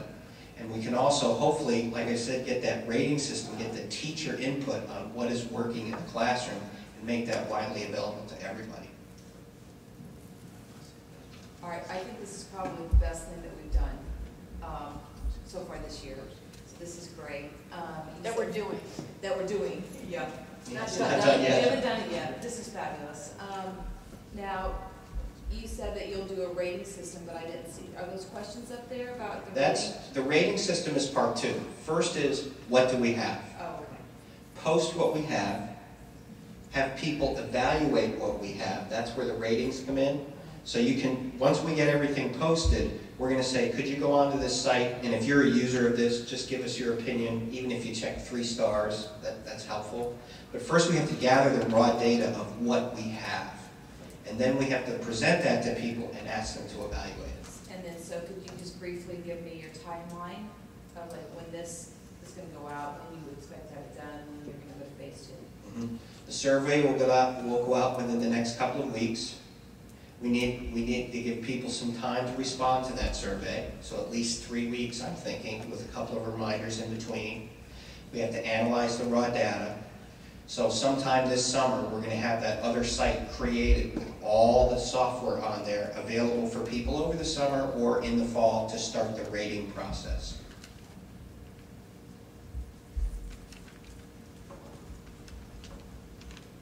So Ray, would we have the raw data, so everything we have, would we have that available for, we have an April 30th meeting and a May 30th meeting. Would we have that raw data by one of those meetings so that we could just see the various software and online subscriptions we have? I'm gonna say we'll try to do that. I don't know what the locally installed data is gonna look like. I know it's gonna be tens of thousands of titles across all of the 12,000 PCs. So we'll shoot for that for sure, just to give you maybe a snapshot of what it looks like at that time. Sure. I think that would be great, because I think we might be surprised at how much we have. Mm-hmm. Thank you. Sure. Ray, a question in terms of the online software. We've been talking about curriculum leaders, and online can mean a couple different things. Are you interested in, when departments purchase textbooks, part of the agreement with the hard copies or X amount of subscriptions, and we're coming to the end of, let's say, a curriculum cycle, you know, what does that look like? And I've asked the vendors, and, you know, some are 5 years, some are 7 years, etc. But what would happen if we didn't get new hard copies? What happens to those online subscriptions? Can I jump in here? Because that is one thing I am very concerned about, because this is what happened this year with language arts. And unbeknownst to me, the subscription expired. It also happened, Kelly's nodding her head, reminding me that it happened in math. It's going to happen in science. So we need to know when these expiration dates are coming, because truthfully, we cannot afford to renew an online subscription for a textbook that is an outdated edition. So we have to know going into it next time what the implications are for an online subscription, and when it fails to renew itself because we can't afford $60,000 for a single grade level for a year to renew it, what is the recourse? So we need to plan for what that's going to look like, because we're not in a position here to replace textbooks every 6 years. I mean, we're hoping to look for other alternatives. And that's part of, again, the curriculum leader being planful. I mean, we have to explore these things. So I'm sorry that I jumped in there, Ray, but that was like the aha for me with all of this. Is it possible that we could contact some of these publishing companies or other representatives that we've dealt with for years with this concern, you know, knowing that, okay, we are coming to the end of some of these subscriptions, because 3 or 4 that I spoke with, everyone is different. Well, we bought 800 books, so maybe we can talk 2 more years. I'm like, how do you even begin to then, as you say, budget and plan for something like that when everything is not, you know, it seems to be so varied depending on, I guess, whether or not they want us to do that. You know, the way I'm looking at it. I think one of the important things is to make sure we have that data of exactly what you're talking about. And I think... Do you want it by textbook? I mean, is that... Absolutely. Okay. Absolutely, because then we can kind of cull that down, and that can be used as a negotiations tool. That's tedious. You're going to have tons of data with every textbook. We know there's going to be a lot of data.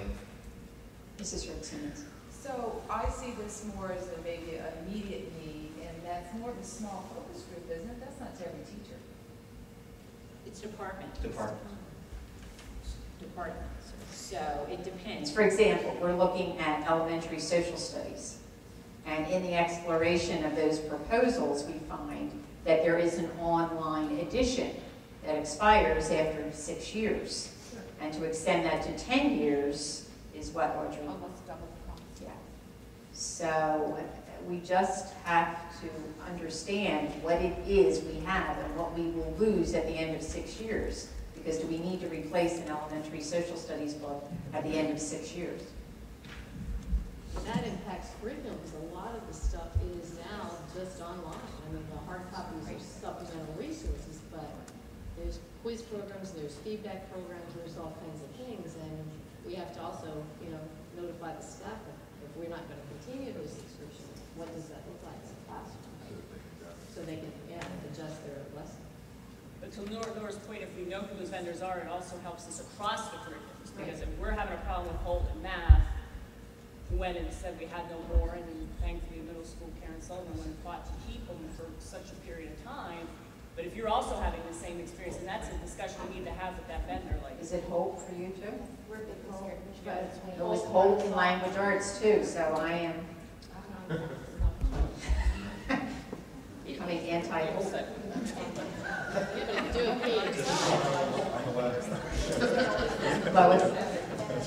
Ray, could that survey be revised to be a little bit more clear about textbook-related costs? Because it doesn't appear that way on the surface. Yeah, it will, yes. That's just an example of something out of it. That's not the survey. It's not going to be on Survey Monkey. Okay, one more question, Jane. well, no, just a point to consider is I know in budgetary times when budgets are difficult, sometimes we'll postpone doing something for a year or two. And if the online stuff is only good for 6 years, that's not going to be an option. So another whole thing. And that's what happened in science. Every book is at a different stage, you know? At the high school level, I mean, we haven't even gotten into the middle school. Yeah, not everybody had online roll out at the same time. At the same time, or the resource didn't have it either. All right, moving on. Buck Jones is with us last month, actually February 2nd. Ray Case gave us an update on the bring your own device. And Buck wants to just share a very preliminary, as in still in the womb, idea for professional development. We wanted to have some sense, but this is just a very beginning kernel of an idea. All right, thank you. Linda gave me 35 minutes to do this presentation. Excuse me, that was 3.5, right? So here's the acronym soup. It's BYODPD, which is Bring Your Own Device Professional Development. Basically be in 2 phases, phase 1 and phase 2. Phase 1 is the, that's it, that's the phase 1. Thank you very much. Very good, very good. Phase 1 is the pilot that will be starting sometime. We'll be in the spring semester with some students and teachers to see what kind of devices they have, what kind of devices they be, what kind of things we're going to be up against. Obviously, we can do our reading and our research and that kind of stuff, but we're obviously going to give it the Downingtown flair.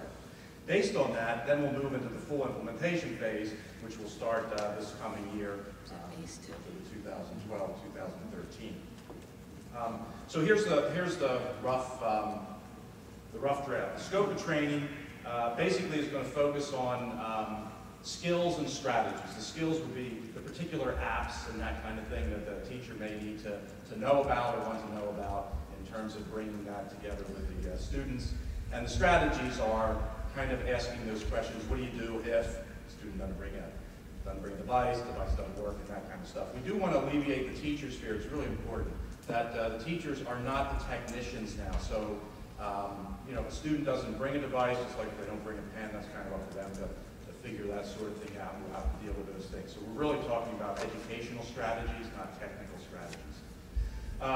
When will the training take place? It won't disrupt our schedule. We will be using the Tech Academy Workshop Day, probably 1.5 hours of that 3-hour session or whatever will be devoted to this, as well as the Tech Academy Wednesdays. This is for secondary, by the way. We're talking about grades 6 through 12, not elementary. What will be taught? I gave you some ideas. We scroll that up a little bit. We're talking about you know, apps for note-taking and collaboration. That's going to be big. We're going to be talking about organizational type tools such as the calendar across devices, because the students are going to bring in devices. We're going to want to make sure that whatever they use also flows across the other devices or computers that they may have at home and elsewhere, as well as the Web 2.0 tools. I mentioned some of the strategies, some of the questions we'll be dealing with, what happens when a student doesn't bring a device, managing homework and project assignments in a BYOD environment, how to effectively use online tools such as wikis, blogs, and that kind of stuff. The nice sort of thing is this is not completely new. I mean, teachers have been using these tools. What will be new, and it will be worth us looking closely at the pilot, is now that the students are bringing in these varied devices and they aren't all the same, how do we manage that? So that's kind of the trick that we're going to be working through. And the topics will be prioritized, as I mentioned there, based on the pilot. So the pilot's really important for us and the input that we get from you on what kind of things to be thinking about. So that's our plan. BYOD-PD. Thank you. Thank you, Mr. Jones. Now, we have Kelly Burnup with 2 different presentations. We're going to table the elementary math levels until April 2nd and just have Kelly give us some information on Study Island and BMath Live. I don't think we have any document for that meeting.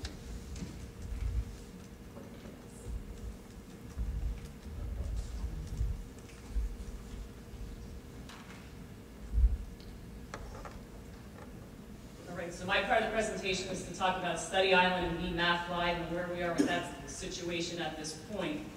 During the last few weeks, we've been spending time looking at a variety of programs that the district has available to supplement the elementary math program. Those supplements being BMath Live, Ames Web, which is a resource at this point that we have not been using for math necessarily, Renzulli, which some teachers are using for math, and the usage varies, and also now with the addition of Study Island, and how can we use Study Island to complement our elementary math program. So taking a closer look, for those of you who don't know what BMath Live is we implemented this year in order to replace SME. It does have a play, practice, and prepare component. The play component is for students to practice fact fluency. They compete against other students maybe in their own school, students around the world, or they can compete against the computer. The practice component reinforces what students have been taught in class, and there's also a problem-solving component in that practice component. And the third component is to prepare students for high-stakes assessments. That could be PSSA, it could be any of the other assessments that our students take, because it's not specific to an assessment. Study Island is used to prepare students for PSSA via that whole benchmarking process. We got through, I think, very successfully our initial round of doing Study Island. It seems to have gone well. It can also be used for a variety of students, ranging from interventions, remediation, to enrichment, and allowing students to work on PSSA eligible content. Once the Common Core comes on board, it also does have Common Core Math, which will complement the math curriculum now and at that time. We're going to take a look at Ames Web and Renzulli for their fact fluency and problem-solving capabilities and components. Ames Web rep will be here on Friday to talk about that. I'm going to visit with a couple of teachers in their classrooms. How are you using Renzulli for fact fluency and problem-solving within their classrooms? We're also going to take a look at some apps and some websites that at this time are free for fact fluency activities. I actually have my 2 daughters at home as my guinea pigs practicing one called Magna High. As of today, when we get home, they already started the other day. A lot of people have questioned why the importance of fact fluency. Fact fluency is extremely important when we get the students to Algebra 1.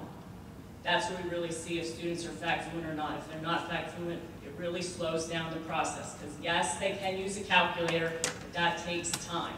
And they need to have that number sense in place when they get there, so they understand integers a little better, they can work with equations a little better, they can do those manipulations, and that's why fact fluency is so important. We had hoped that BMath Live could replace SME as a data point for leveling.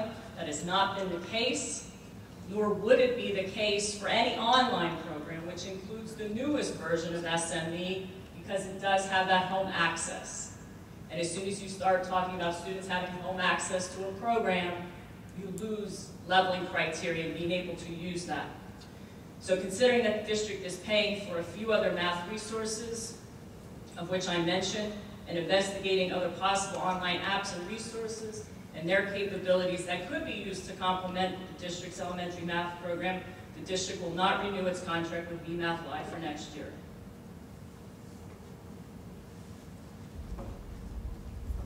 Thank you, Kelly. Thank you for your flexibility as well and being taken off the agenda even late. Ms. Reed about that after the meeting. It's okay though.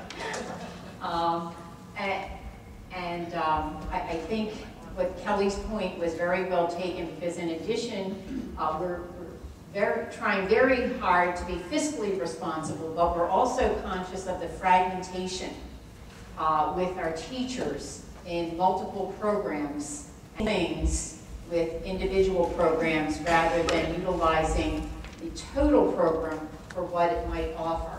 So we're very excited about the possibilities of what Ames Webb and Renzulli might hold for us in the areas of mathematics. Because I know Kelly is very conscious of having our children score as well as they have been with fact fluency and progressing as much as they have in that area.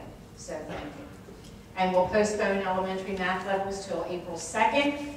So everyone, the meeting has come to an end. 1 minute late, that's not bad. We're on a roll. This is we can get our whole agenda in.